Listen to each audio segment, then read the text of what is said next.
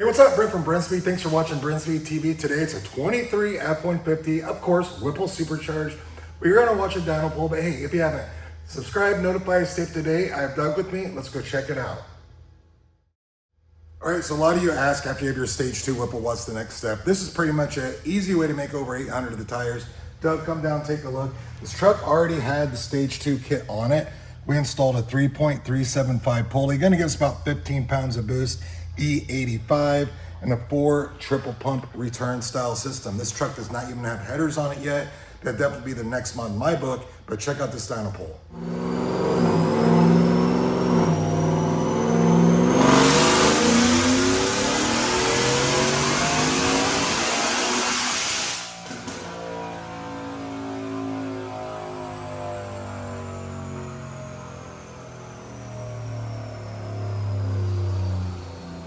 All right, I know I'm talking quick, but hey, we're located in Indiana. You can open that description. I'll put links to the comments of everything we just talked about.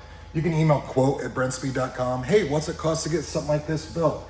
Check it out, Dynojet SAE Smoothing Pipe, 822 roll horsepower, peaking at right around 7,200 RPM. Love the torque, 648, peaking at 5,200, but we're over 600 right when you go wide open throttle, boost peaking right at 15 pounds.